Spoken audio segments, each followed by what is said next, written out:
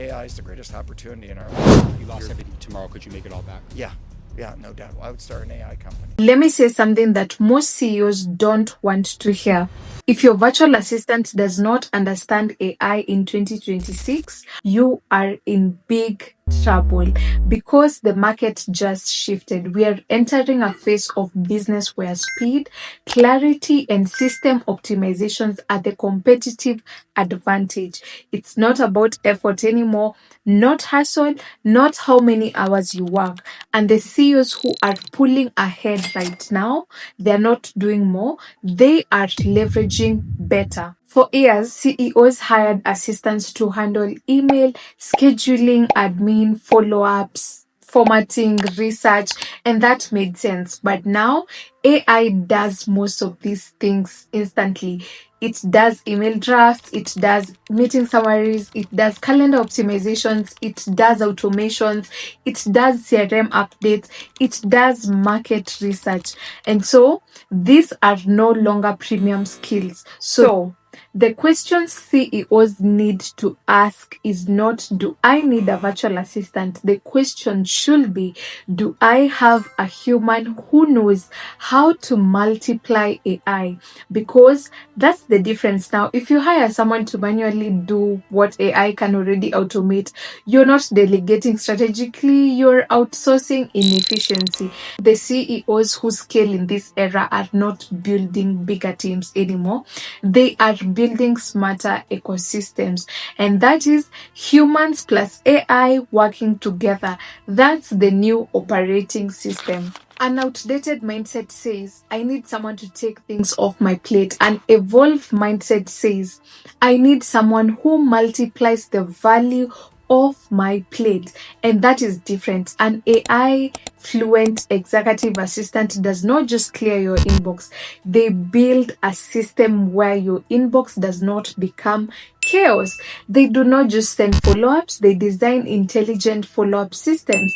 They don't just organize, they optimize, and that is where the shift is. Now, when I began studying AI seriously, I realized something immediately. AI was not replacing high level support, it was eliminating low level support.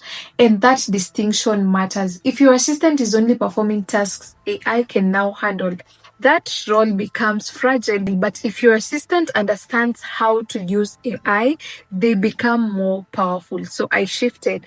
I stopped thinking like a traditional assistant and started thinking like operational infrastructure. For my clients, that meant redesigning workflows around automation, using AI to pre-process information before it reached the CEO, building systems that reduced friction instead of managing it, protecting decision bandwidth. And the impact wasn't just time saved, it was clarity gained, speed gained, strategic energy gained.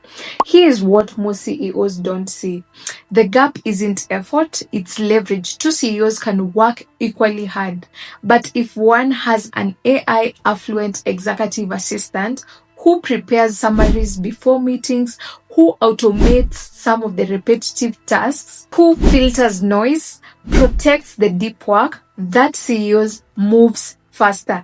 He or she decides faster, they execute faster, and that's not 1% better, that's 100 steps forward. So here is how I want you to think. You're not just hiring a virtual assistant, you are building an AI leadership unit. Your assistant should think in systems, automations, optimizations, friction reduction, decision clarity. If they don't, you're running a 2020 support model in a 2026 market, and that is risky because markets don't reward nostalgia. If your assistant does not know AI, they are slower than your competitor's assistant. If they are slower, you are slower. And in a world moving at machine speed, slow is not something that you want to do. It is expensive, and this is not about replacing people, it's about evolving roles. The assistants who grow with AI, they become more strategic, and CEOs who don't update their expectations, they stay under leveraged. And this leads me straight to Bloom Executive VAs. That is the agency that I run, and we work with a small team of well-equipped virtual assistants with expertise. So Bloom isn't about handling tasks, it's about designing leverage. When we work with CEOs, we do not ask, what do you need done? What we ask is, what is your operational drag? Which are these things that you're doing manually that are taking a lot of your time?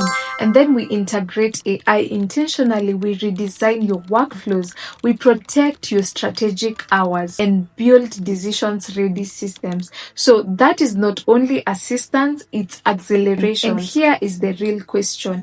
Are you hiring for help, or are you building for scale? Because if you want to scale in 2026 and beyond, you don't just need support, you need AI affluent assistance. You need a right hand who knows when to use automation, when to apply human judgment, and how to make you 100 steps ahead instead of reacting to the market. And that's the shift. And the CEOs who understand it early, they don't just survive in the AI era, they lead it. And if you're ready to evolve your support structure, book a strategy session with Bloom and let us build your leverage properly. And if you're a CEO, business owner, entrepreneur, coach, make sure you follow me on LinkedIn, because I'm always sharing helpful resources and knowledge that will help you and your business. Bye.